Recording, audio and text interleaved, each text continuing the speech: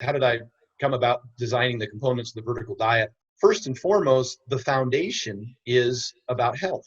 The foods that I recommend first are about getting adequate micronutrient density, using highly bioavailable foods that are easy to digest. You mentioned you were consuming a lot of sodium, and that's great for performance, for stamina, for recovery, for endurance. Yeah. It's great when combined with carbohydrates and water for filling up the muscle cell, the glycogen, and then the 3 parts water that the glycogen holds into the muscle cell, and the 70% sodium that water is, giving that muscle full effect, which actually has a hypertrophy benefit completely independent of mechanical tension. Veering off here, but the point is that in order for you to consume that much sodium, you had to consume adequate potassium. That's part of the foundation of my diet. That's why there's a potato in there. That's why there's fruit in there. That's why I throw some spinach for those people who can tolerate it. So the foundation does include those micronutrients that are very important. I mentioned the whole egg instead of the egg white because of diets. It's just important for skin, hair, and nails, but it's also important for liver function, for preventing or reversing fatty liver disease for big athletes that utilize that. The dairy for calcium. And again, now we have to say, to what level can you tolerate it? If you can't handle milk due to the lactose, the vast majority of people can handle smaller portions of a quality Greek yogurt that's low sugar, high protein. It's much more easier to consume. Yeah, that's what I was having. I was having like maybe a cup of Greek yogurt a day with some white rice. And if I was in a bind, maybe I would do some protein powder and just kind of make a little mousse. And then maybe I would do like a hard cheese in the Monster Mash type thing. Because my wife was looking at me and I wasn't doing dairy before that. She's doing dairy. I'm like, yeah, I'm doing dairy, because I wasn't like doing the milk and the things like that. And I grew up in Wisconsin, so I'm a cheesehead.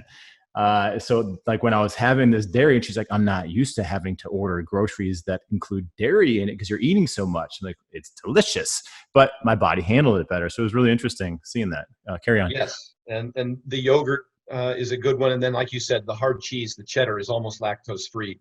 I'm just chasing calcium, although whey is a fantastic protein source. A lot of people can get that from whey isolate protein powders, but they're not as micronutrient dense. And sometimes people have a casein allergy that makes it hard to digest those powders. So the calcium is hugely important. I mentioned osteoporosis, but it's also important for nerve signaling and muscle contraction. And those people who study exercise physiology know that calcium is part of the excitation relaxation cycle of muscle contraction. It's hugely important to have adequate calcium to be able to perform in the gym. So I create that foundation of those foods that I mentioned. Obviously, red meat is in terms of a good, better, best scenario. I prefer that over chicken or turkey or even pork for a number of reasons. It's 3 times higher in iron, 6 times higher in B12, 9 times higher in zinc. It's got creatine, obviously, and carnitine, and selenium. It has such a whole host of great micronutrients.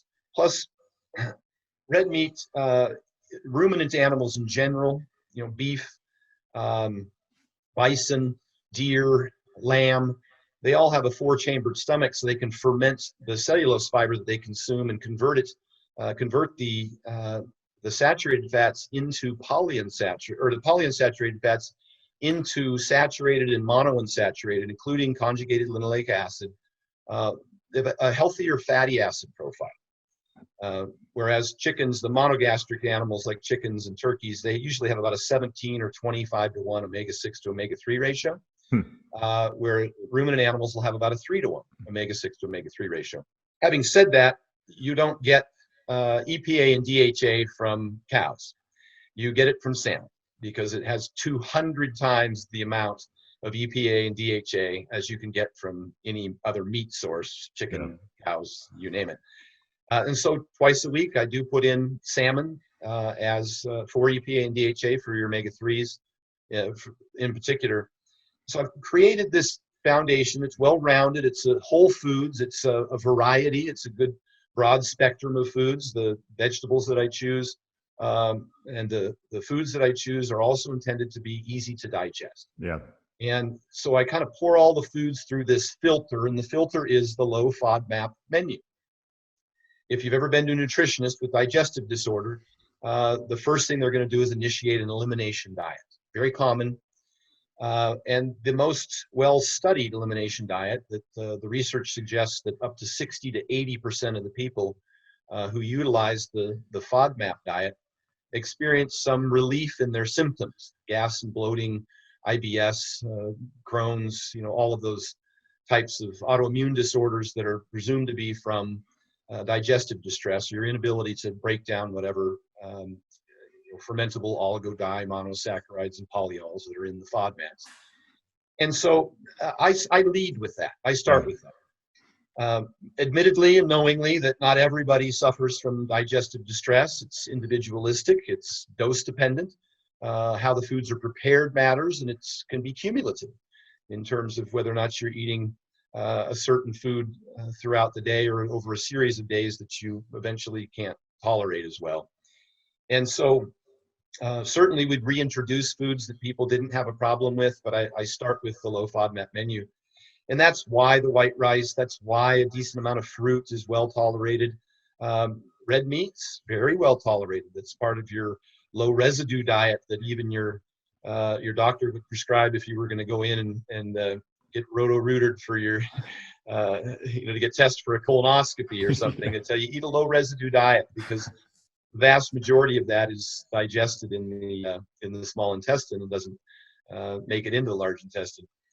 Having said that, I still have, obviously plenty of vegetables in there, carrots, spinach, squash, cucumber, a lot of things that are on the low FODMAP diet that are easier to digest. And the potato I like for the potassium, but also because it's got that prebiotic, which can kind of help with your gut biome. Yeah. Also, they're high satiety. So if I've got somebody on a calorie restricted diet, one of the first and foremost, the two biggest things I need to do is make sure they're not too hungry and they're not tired, right? Because they'll go off the diet. And there's a Satiety Index or Satiety Index, however you choose to pronounce it. And they measure how long people stay full based on certain foods that they eat.